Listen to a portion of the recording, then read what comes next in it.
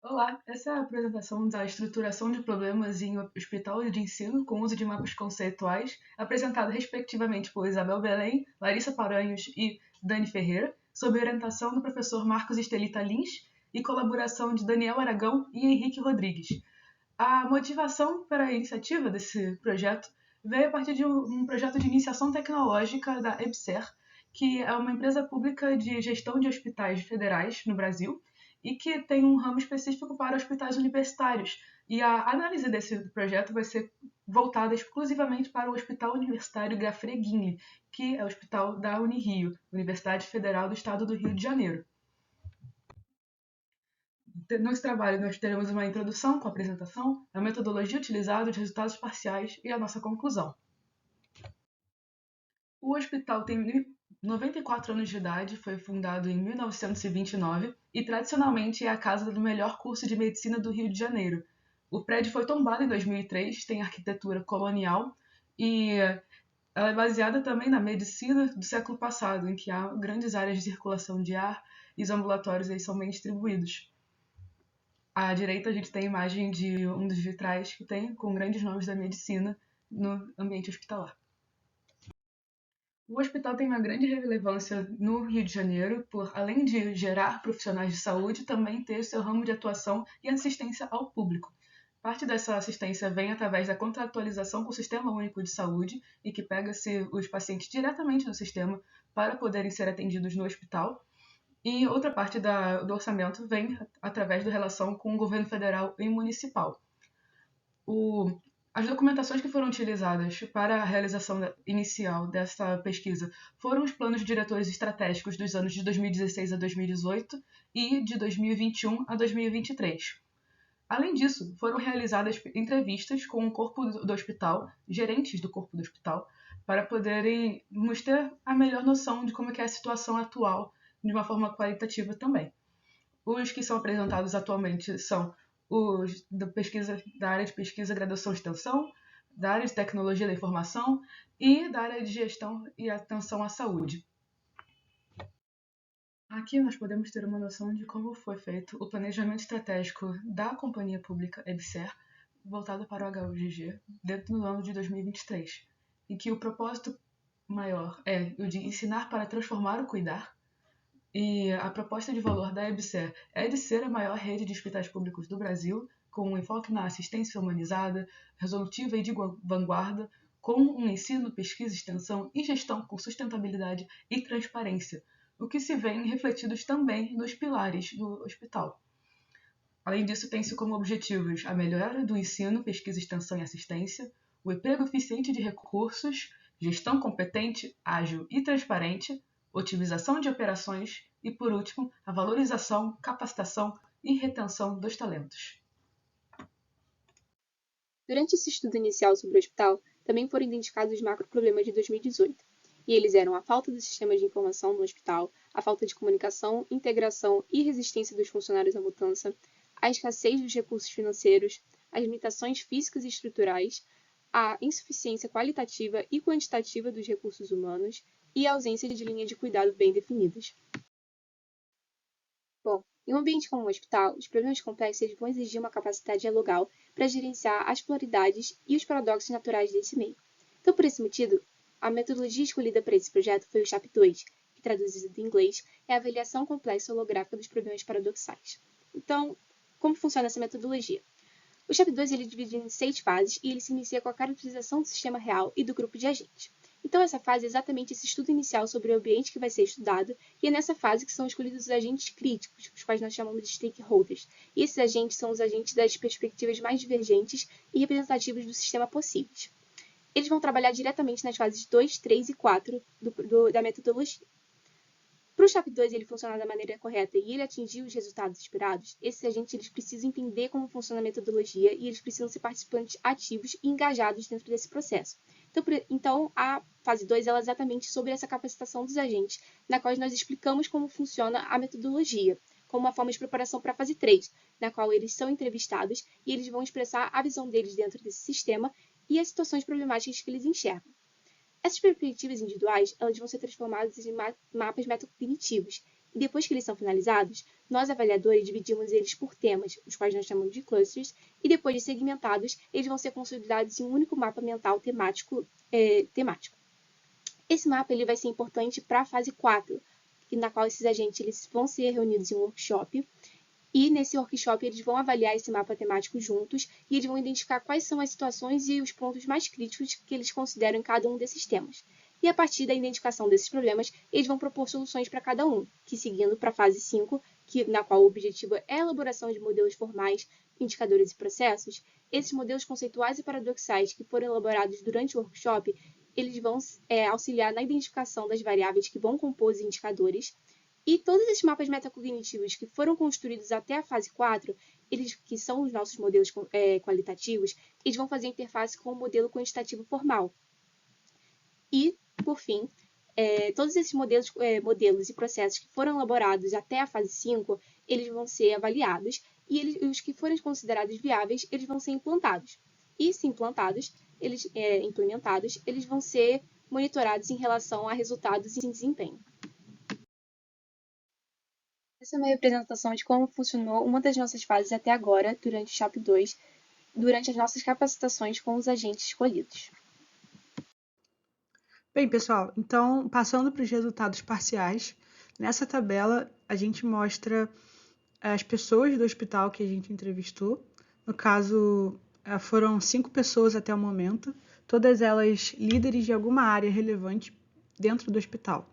Então, nós entrevistamos o Daniel Aragão, que é gerente de ensino e pesquisa, o Alexandre Tavares, que é chefe do setor de TI, Pedro Portari, que é o chefe do gerente de atenção à saúde, a Ana Carolina, que é chefe do setor de contratualização e regulação, e o Vinícius Martins, que é gerente administrativo do hospital. E nessas linhas abaixo, a gente mostra a contribuição que cada uma dessas pessoas, desses profissionais, fez para as diferentes áreas dentro do hospital que nós abordamos durante as entrevistas. E vocês podem ver que, apesar desses líderes trabalharem em áreas específicas, eles fizeram contribuições em várias áreas diferentes. Por exemplo, o Daniel Aragão, que é gerente de ensino e pesquisa, obviamente falou bastante sobre ensino, mas também abordou assuntos como a parte financeira do hospital ou de recursos humanos. E como se trata de um hospital de ensino, é claro que a questão do ensino foi bastante abordada nas nossas entrevistas. E aqui a gente está reunindo algumas percepções que se repetiram ao longo das falas desses profissionais do hospital. A primeira delas é a dissociação entre a docência e a assistência no hospital, ou seja, parece que existe uma separação entre os professores dentro desse hospital universitário e os médicos, né, os profissionais de saúde que também deveriam estar integrados à questão do ensino. O segundo ponto seria a baixa integração entre o ensino, pesquisa e extensão, né, que seriam os 3 eixos que estruturam a universidade pública no Brasil. A deficiência aparente no treinamento da nova geração de médicos, principalmente pelo quarto ponto, que é o conhecimento organizacional deficiente dessa nova geração de médicos e dos profissionais da saúde como um todo do hospital.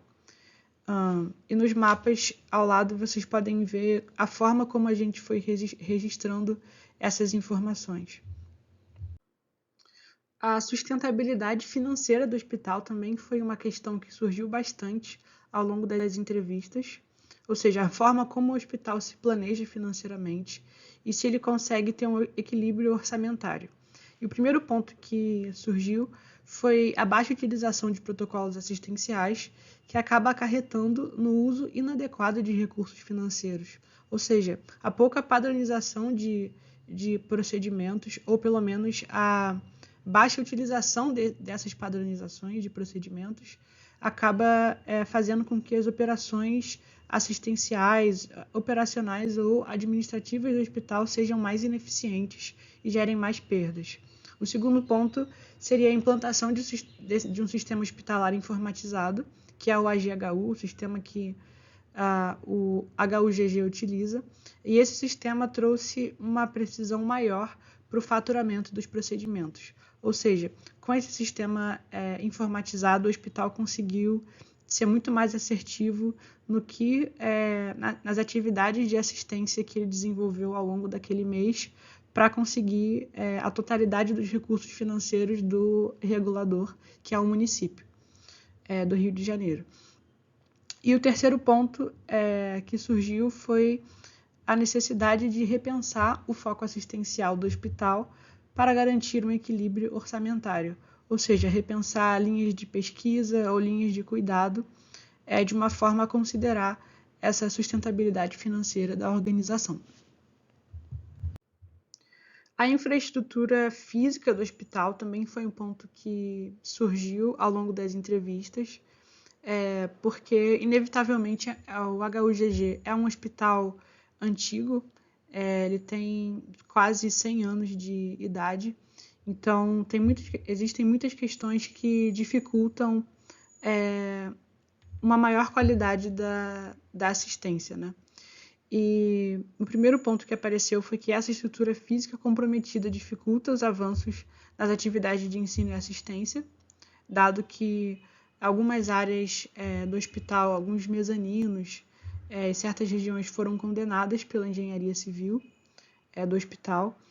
O segundo ponto seria que a falta de um sistema de controle de acesso gera desafios para o gerenciamento dos pacientes, ou seja, hoje o hospital não possui uma forma de controlar quem entra e quem sai.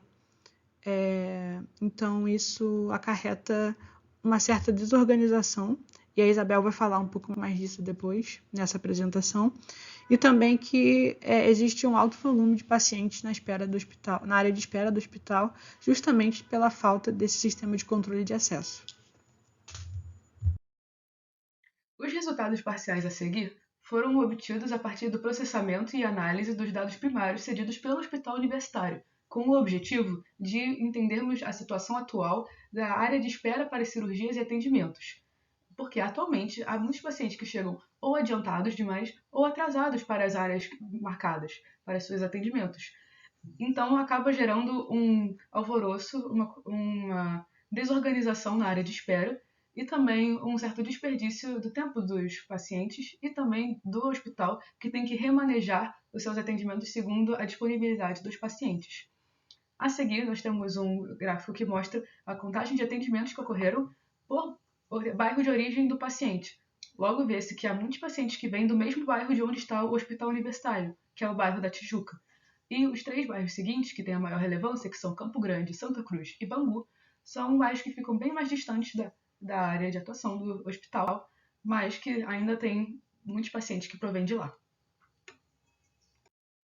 Além disso, vê-se uma predominância por pessoas do sexo feminino entre os atendimentos que ocorreram no ano de 2023, e também que há um maior número de consultas são consultas de retorno, e que as consultas de emergência aconteceram em 0,03% dos casos. É uma coisa muito pontual, por causa da natureza do hospital mesmo, por ser um hospital de ensino. O gráfico a seguir mostra a distribuição do total de pacientes do ano de 2022 e o seu percentual, segundo o horário de chegada no hospital. Nós vemos aqui claramente que 20% dos pacientes chegam entre 7 e 8 horas da manhã, e a grande maioria desses está distribuída entre os horários de 7 e 9 horas da manhã. Com esse dado, nós podemos entender qual que é o melhor horário de foco de atendimentos dentro do hospital para que seja evitado o tamanho da fila dentro do hospital mesmo.